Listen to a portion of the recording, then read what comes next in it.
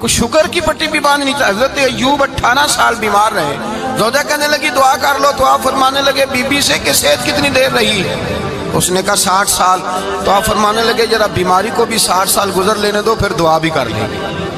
یہ دعا کی اللہ، یہ لفظ کہے اللہ نے صحت دے دی، تندرستی آ گئی. ایک دن گھر میں بیٹھے بیٹھے زوجہ کہنے لگی کہ ایوب یہ بتاؤ دکھ اچھے کہ سکھ؟ آپ فرمانے لگے سارے دن ہی اللہ کے ہیں پر دکھ بڑے اچھے تھے. مجھ سے پوچھو تو دکھ بڑے اچھے تھے. کہا کس طرح؟ تو حضرت ایوب فرمانے لگے جب میں بیمار تھا تو 24 گھنٹے میں ایک دفعہ میرا رب میرا حال پوچھا کرتا تھا. ایک دفعہ میرا اللہ پوچھتا تھا ایوب تیرا حال کیا ہے؟ فرماتے ہیں 12 گھنٹے تو لذت ہی رہتی تھی کہ میرے رب نے میرا حال پوچھ لیا ہے، اور اگلے 12 گھنٹے میں انتظار کرتا تھا مالک حال دوبارہ کب پوچھے گا.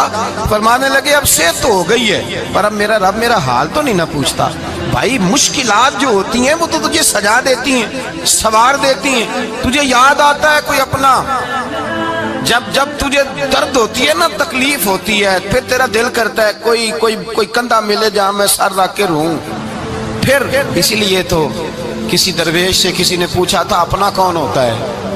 تو کہا جو تجھے دکھ کے وقت یاد آئے وہ تیرا اپنا ہے. جو تجھے عین آزمائش کے وقت یاد آئے اور تجھے اس کا نمبر فوراً تیرے موبائل پہ چلنے لگے وہ تیرا اپنا سجن ہے جس کو تو دکھ کے وقت یاد کرے. تو بھائی مشکلات کے بعد جو اللہ آسانی دیتا ہے. حضرت ابراہیم کو آگ میں بھی پھینکا گیا، حضرت ابراہیم علیہ السلام کو ستایا بھی گیا، نکالا بھی گیا، لیکن جب ان مشکلات سے گزرے تو میرا رب فرماتا ہے وَإِذِ ابْتَلَىٰ إِبْرَاهِيمَ رَبُّهُ بِكَلِمَاتٍ فَأَتَمَّهُنَّ قَالَ إِنِّي جَاعِلُكَ لِلنَّاسِ إِمَامًا. کہا جب ابراہیم پورے اترے تو پھر ہم نے انہیں امام بنا دیا. یا اللہ کس طرح کی امامت دی؟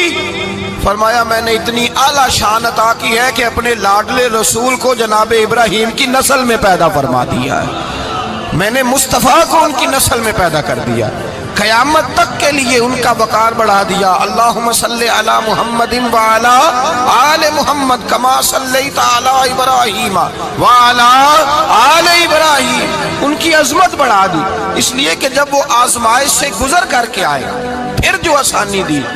میرے نبی پاک صلی اللہ علیہ وسلم نے دین ابراہیمی کی بہت ساری چیزوں کو رکھا. کہا میں ملت ابراہیمی پہ ہوں.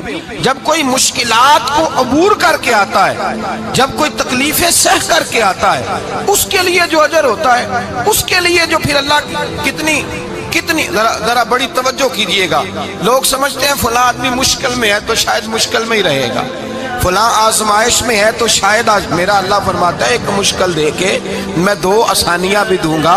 تم مشکل دیکھ رہے ہو، مشکل نہ دیکھو، وہ جو اس کو بعد میں آسانی آنے والی ہے، اور ڈبل جو میں اس پر نعمت کرنے والا ہوں اس کو دیکھو. حضرت یوسف کو بھائیوں نے کنویں میں ڈال دیا تھا، اور جب کنویں سے نکلے تو مصر کے بازاروں میں بکے، اور پھر زلیخا نے الزام لگایا تو حالات بگڑ گئے. حضرت یوسف کو جیل جانا پڑا. کتنی کٹھن زندگی تھی، لیکن میرے مالک کو کچھ اور ہی منظور تھا. کنویں میں گرنے والے، بازار میں بکنے والے، جیل میں جانے والے، الزام لینے والے جناب یوسف کو رب کریم نے اسی مصر کا بادشاہ بنا دیا.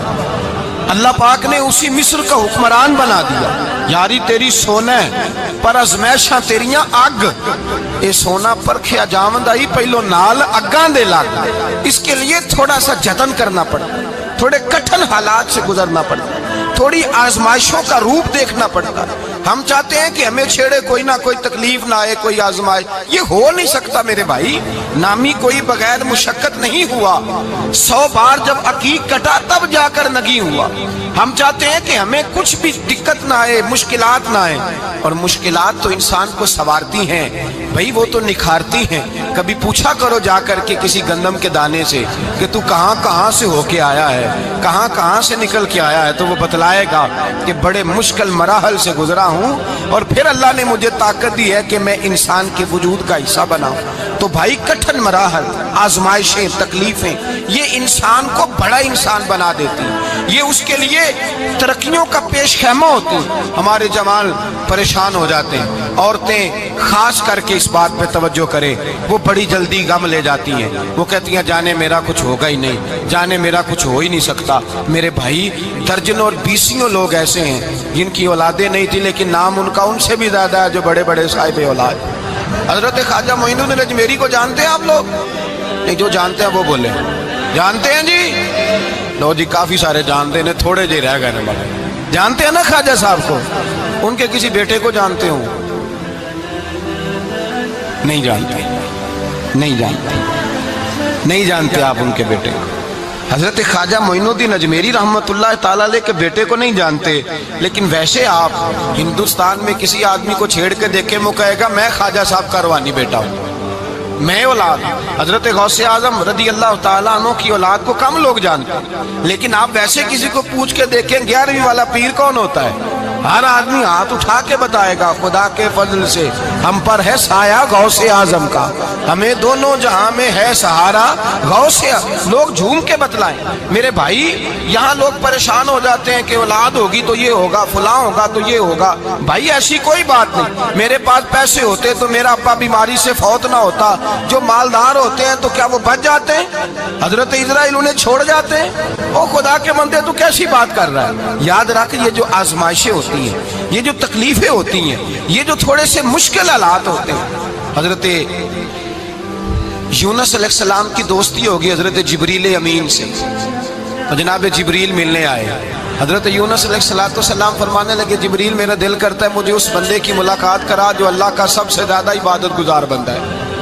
حضرت جبریل امین لے گئے دور دور فلسطین کے علاقے میں، اور لے جا کر ایک بندے سے ملاقات کرائی جس کی دونوں آنکھیں بھی کوئی نہیں تھی، دونوں بازو بھی کوئی نہیں تھی، دونوں پیر بھی کوئی نہیں تھی، اور اس بندے کی زبان پر لفظ بڑا کیا جاری تھے، یا اللہ تیرا شکر ہے، یا اللہ تیرا، بول کے کہیے، یا اللہ تیرا، اے اللہ تیرا شکر ہے۔ شکر شکر کر رہا تھا۔ حضرت جناب سیدنا یونس علیہ السلام کہنے لگے میں نے تجھے عبادت گزار کو ملانے کو کہا تھا، تو کہاں لے آیا؟ حضرت جبریل کہنے لگے یا یونس، یہ ہر چیز جانے کے باوجود اپنے رب کی رضا پہ راضی ہے۔